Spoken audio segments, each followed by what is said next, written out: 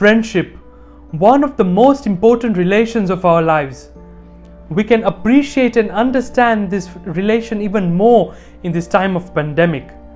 But what exactly is true friendship and how can we cultivate it in our lives? Let us understand and explore this with this tale of wisdom titled The Prince and the Minister's Son. Once, the prince and the minister's son were traveling from one village to the other. As they got tired, they decided to rest under a tree. The prince went to sleep as the minister's son was guarding the prince. A while later, a snake slithered towards the prince and prepared to bite him. However, the minister's son was quick and raised his dagger. Before he could kill the snake spoke up. "This prince was my enemy in my past life. I cannot rest until I drink blood from his neck." The minister's son wanted to save his friend's life, so he asked, "Then what if I give you some of his blood to drink? Will that quench your hate?"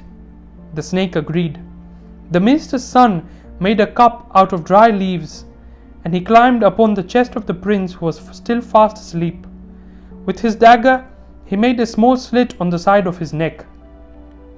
The sharp cut suddenly shocked the prince awake, but on seeing that his friend, the minister's son, was holding the dagger, he closed his eyes again. The minister's son filled the cup with enough blood and offered it to the snake, who drank the blood and went its way.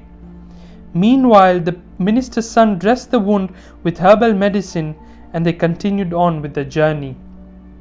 The minister's son, who began to grow impatient as to why he was not questioned, finally asked, "Friend, you know that I climbed upon you and slit your throat, drew blood and then bandaged you.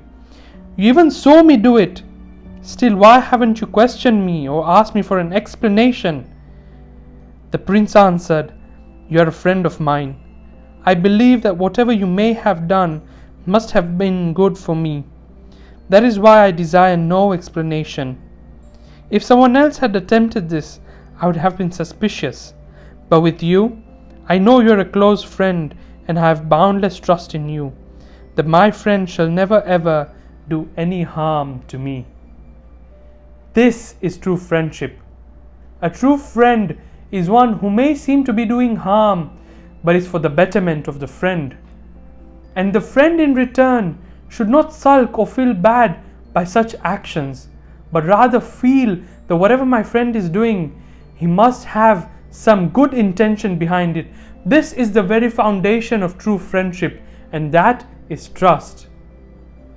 This reminds me of a quote by Bhagwan Swaminarayan in his teachings, the Vachanamrut. Bhagwan Swaminarayan says that after all, a true friend is he who tells us that which is of benefit to us, even if it may appear to hurt. Please realize this as a characteristic of a true friend. In the end, it doesn't matter that how many friends, 500 or 1000 or 1500 friends you have on your friend list on social media. All that matters is how many of those friends will actually be with you in your good times and the bad.